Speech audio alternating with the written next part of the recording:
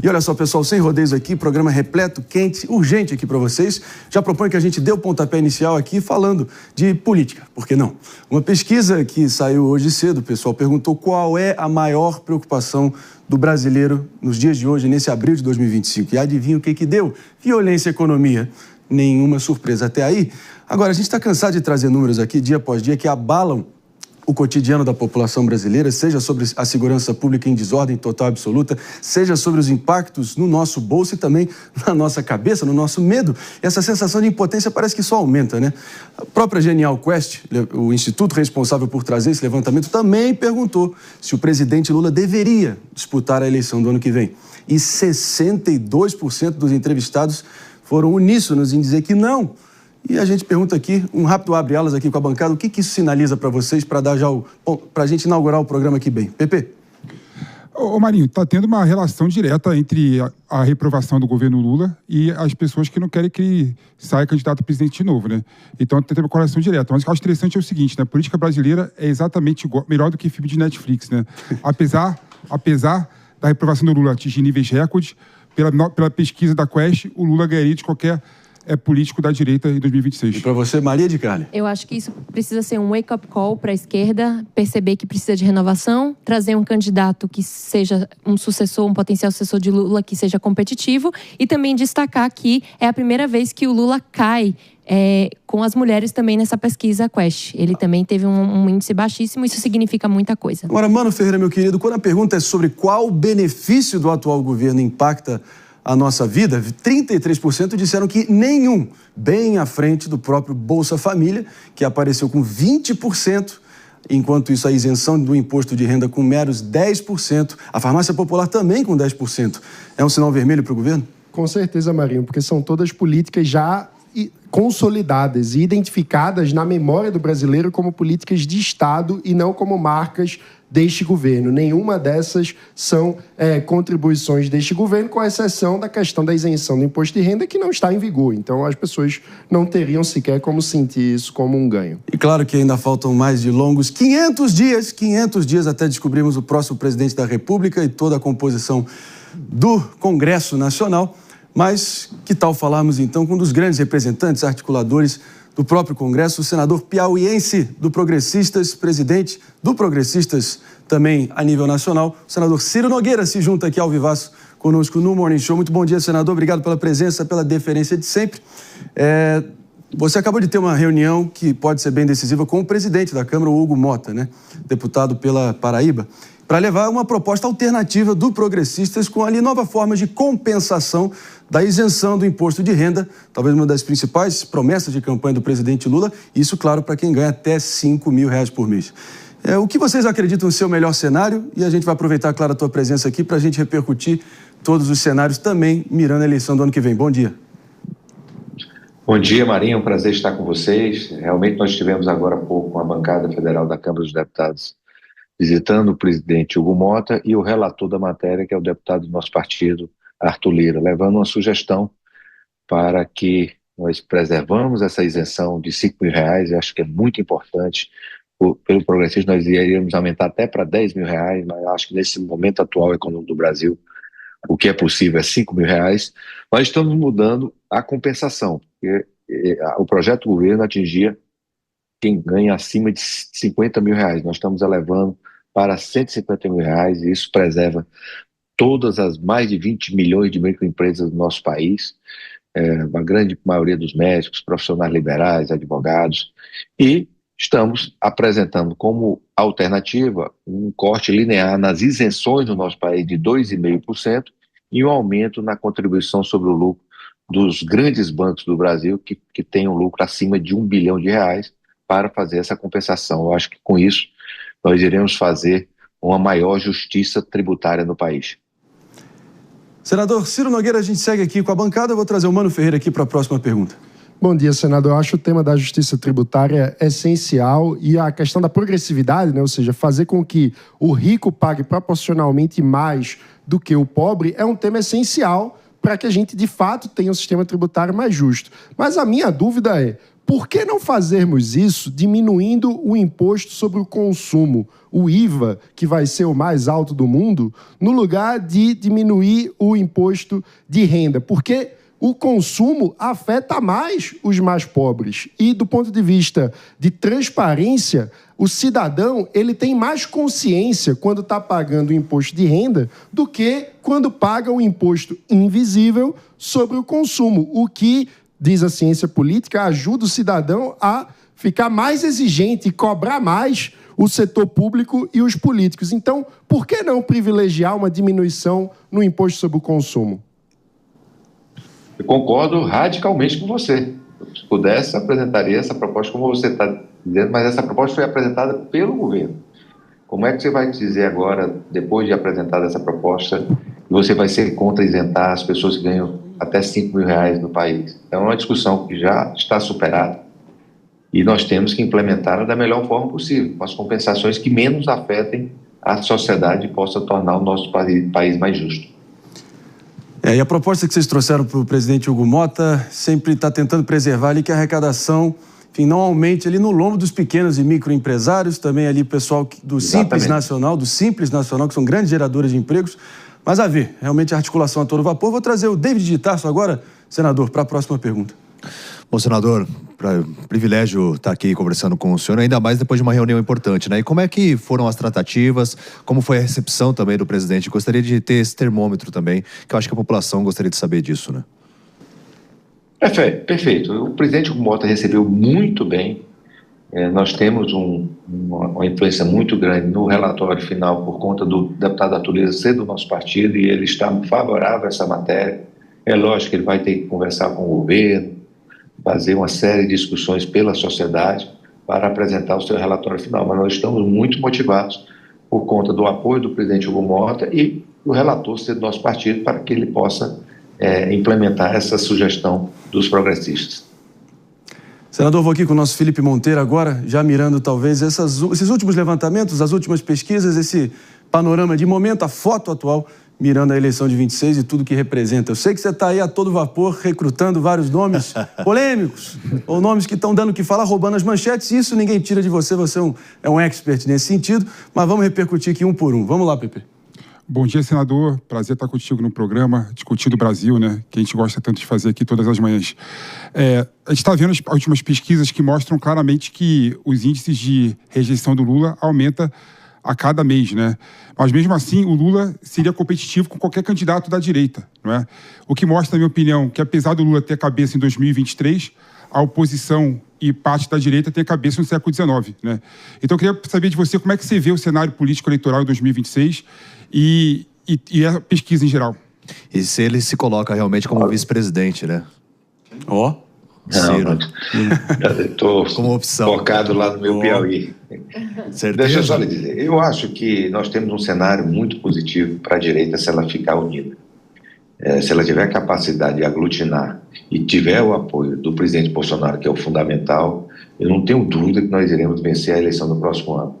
Em todos os levantamentos que eu estou tendo acesso, a queda do presidente Lula, e inclusive no Nordeste, que é a sua principal base eleitoral, é impressionante. E o desgaste da sua imagem, eu acho que começou um efeito um pouco parecido que aconteceu com o presidente Biden nos Estados Unidos. As pessoas não estão vendo, eu vi isso nas pesquisas, mais capacidade de liderança do presidente Lula de enfrentar o momento do país. E isso só tende a agravar, eu acho que é um processo irreversível. A queda de popularidade, você vê que a maior parte da população não quer que ele seja mais nem candidato. Então, o que acontece agora é nós termos agora liderança do presidente Bolsonaro para que a gente faça a escolha ou do seu nome e nós conseguimos que ele possa ser candidato, ou escolher um candidato que possa aglutinar e atrair o centro, que eu não tenho dúvida, com isso nós iremos vencer a eleição até com muita facilidade.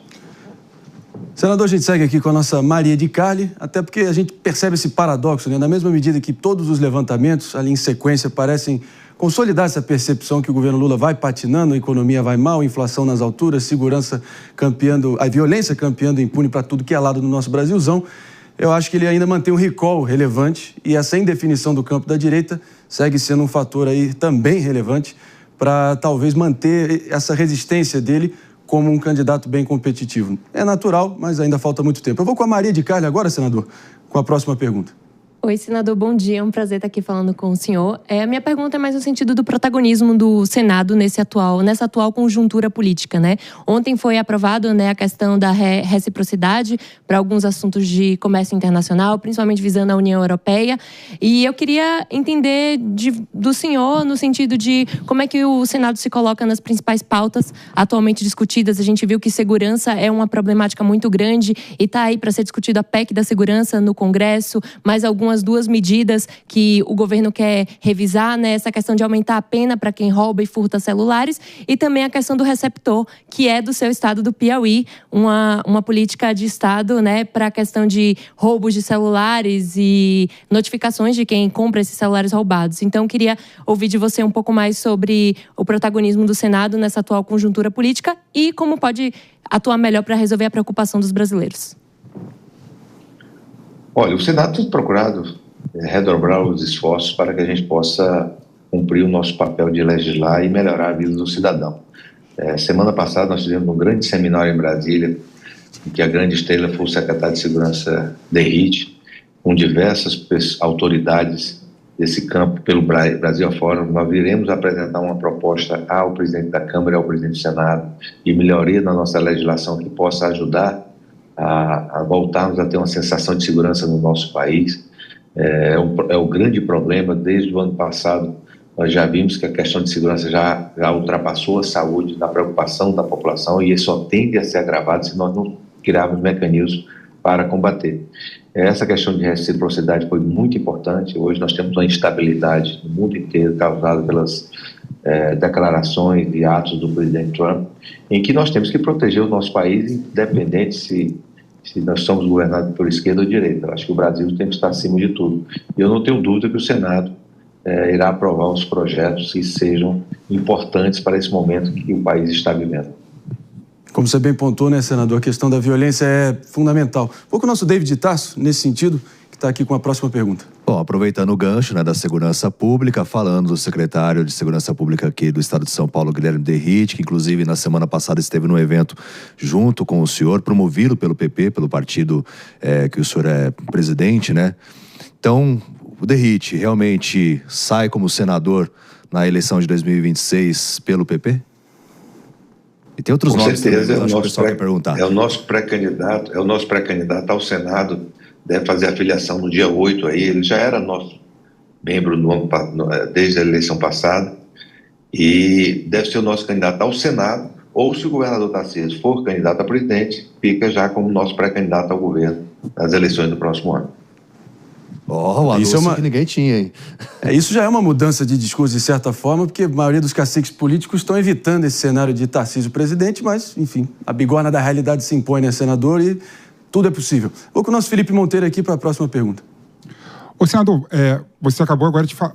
Ontem já tinha uma informação que o Derrite foi PP para disputar o Senado, né? Mas você não acha, por exemplo, que o Senado de São Paulo tem muito candidato da direita, né? Tem o Derrite, tem o do Novo, o Salles, né? O Eduardo Bolsonaro, se voltar para o Brasil, já mostrou interesse em disputar as eleições para o Senado pelo PL. Você não acha que se espalhar, né, o voto da direita, né, em 3, 4 candidatos não vai facilitar um nome da esquerda ganhar as eleições para o Senado e prejudicaria o projeto da direita de ter a maioria absoluta do Senado em 2026? Eu acho que é mais do que legítimo termos diversos candidatos, né? Mas o fator preponderante da eleição do próximo ano para definir quem são os candidatos da direita é o apoio do presidente Bolsonaro e o apoio do governador Tarcísio. Quem tiver esses apoios serão os candidatos que irão se consolidar para representar a direita. E eu acho muito difícil não ser, pelas conversas que eu tenho com o presidente Bolsonaro, pela intenção do presidente Bolsonaro, não ser o deputado Eduardo Bolsonaro e o deputado Derrite os candidatos que terão apoio tanto de Tarcísio quanto de Bolsonaro.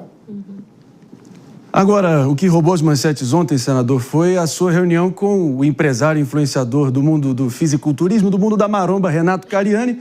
Será que essa onda aí de influenciadores hypados, midiáticos, veio para ficar? Como é que foi essa conversa? Ele foi receptivo? Traz aqui a interna para a gente, por favor. Olha, nós ficamos muito felizes com a visita que ele nos fez aqui. Apresentamos a ele uma proposta, nós criamos a área do nosso partido para ele comandar, que visa o bem-estar das pessoas, um discurso para que a gente possa trazer políticas públicas ao Congresso Nacional e possa melhorar a qualidade de vida das pessoas. E eu fiquei muito empolgado, é uma pessoa que tem uma representatividade enorme. Eu espero que ele seja nosso candidato a deputado federal por São Paulo. Nós fizemos esse apelo a ele, mas muito mais do que apenas ser um candidato a deputado federal, ele coordenar todo esse processo dentro do nosso partido, buscar lideranças em todos os 20 ou 26 outros estados que possam representar esse segmento da população. Eu não tenho dúvida que se isso se consolidar, será muito bom para o progressista e principalmente para São Paulo e o Brasil. A gente segue aqui na entrevista. Conversar com o senador Ciro Nogueira é bom porque ele realmente não se furta de dar real e, enfim, não ficar sem sabonetar. É uma usina de manchetes esse homem.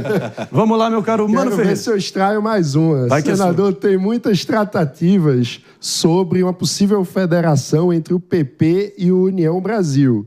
O União Brasil tem um pré-candidato declarado à presidência da República, Ronaldo Caiado. Como andam as tratativas sobre uma possível federação e uma candidatura de Caiado inviabilizaria a federação ou fortalece a possibilidade da federação?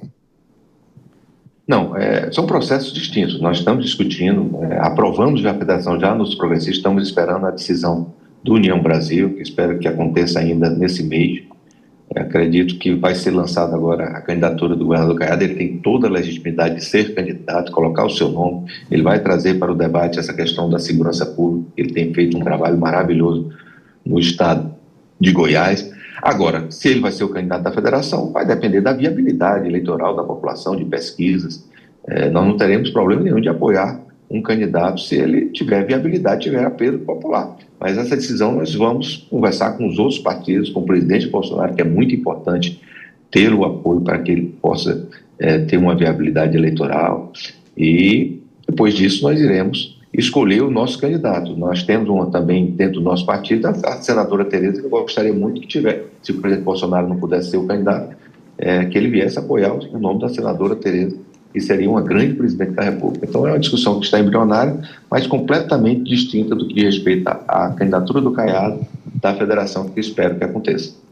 Senador Ciro Nogueira, a gente sabe que a sua agenda está frenética, a gente agradece aqui o tempo que você dedicou a nós, mas se a gente puder, se você nos permite uma pergunta final, ágil aqui do David de Tarso, a gente conclui no auge aqui. Vamos lá. Só mais uma. Vai que é sua.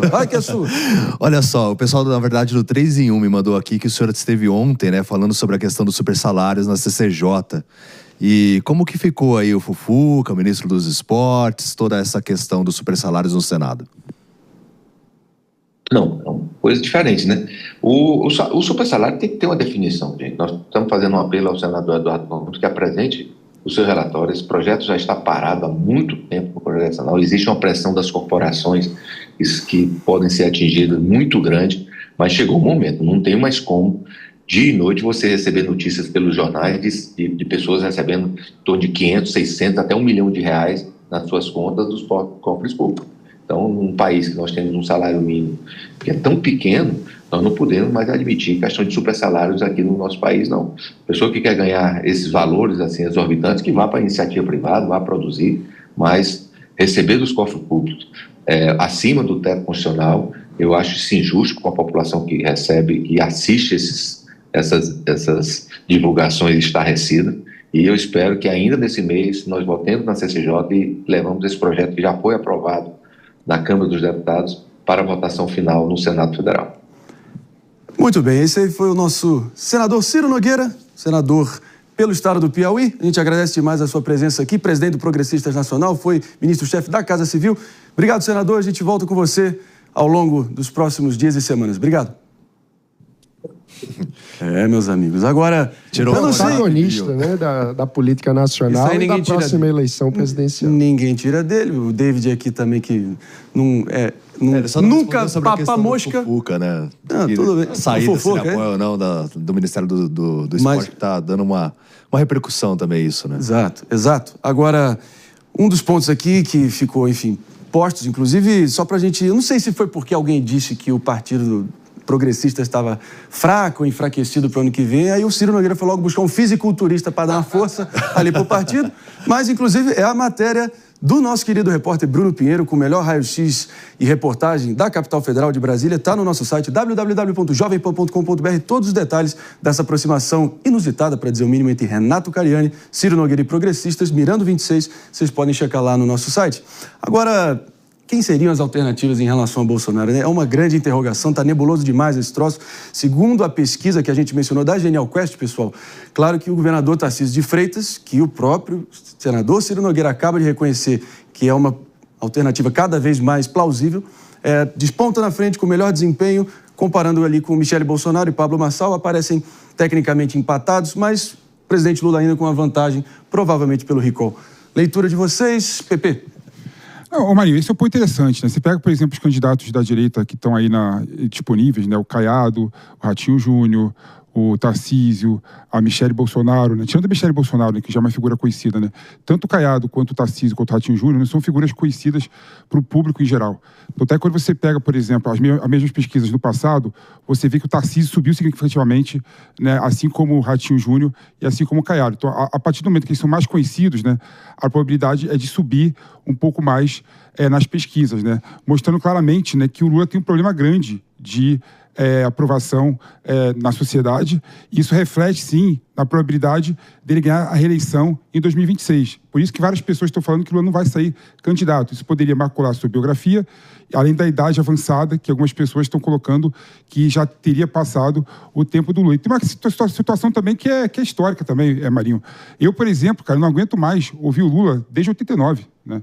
Ou seja, tem um cansaço da população natural em relação ao presidente Lula. É chato você ter o mesmo candidato da esquerda, o mesmo candidato político, né? Em todas as eleições. Está na hora de ter uma oxigenação e ter uma fazer só um parênteses sobre isso, porque tem um panorama histórico ainda maior. O fato é que o Brasil jamais foi capaz de fazer uma transição de gerações na política nacional em toda a nossa história.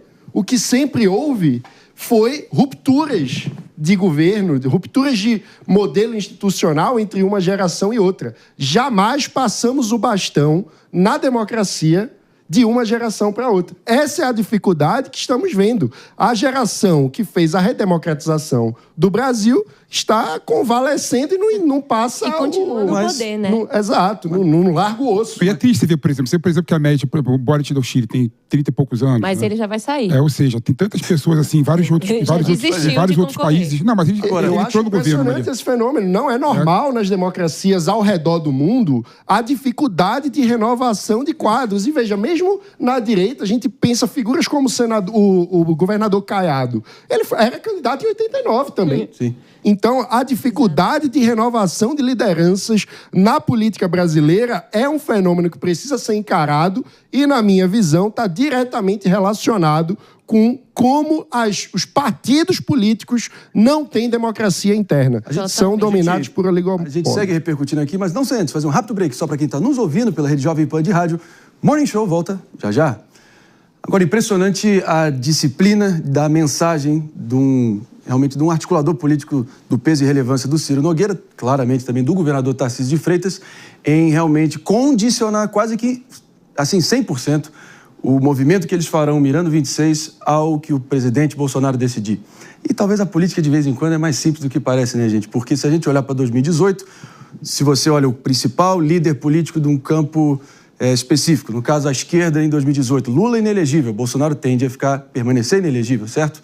Quem ele tocar ou quem ele ungir vai ser provavelmente o escolhido para representar esse campo no segundo turno em 26. Há de se lembrar que Fernando Haddad tinha acabado de sair de uma surra de proporções homéricas do João Dória aqui em São Paulo, não ganhou nenhuma sessão eleitoral, bastou ele entrar, largou com 3% em 2018, pouquinho tempo depois já estava no segundo turno atropelando Ciro Gomes, que estava nessa posição. Então esse alinhamento automático é provavelmente que a gente vai ver de novo, dado que Bolsonaro dessa vez é o inelegível. Concorda, Maria? Eu acho que, falando um pouco discordando um pouco do que o PP falou, eu acho que, assim, antes eu via que essa figura desgastada do Lula na esquerda era, sim, e é, de fato, uma problemática para esse lado da moeda na disputa eleitoral. Mas eu vejo que a direita tão pulverizada e com tantos nomes que são fortes, cada um com a sua direção e o seu direcionamento, pode ser uma problemática se eles não souberem se organizar com antecedência. Então a gente vê um Lula que provavelmente não vai largar o osso, vai provavelmente se recandidatar mais uma vez, porque a esquerda não conseguiu preparar um sucessor competitivo bastante. Quando eu converso com amigos que trabalham mais à esquerda, trabalham com o próprio governo, eles me falam, o sucessor seria o Haddad. Mas o Haddad já está com a figura extremamente desgastada, a gente sabe. Todas as eleições, aqui ele inclusive perdeu a reeleição para prefeito aqui em São Paulo, as eleições majoritárias, ele não foi bem, ele perdeu em todas. Então isso é extremamente desgastante.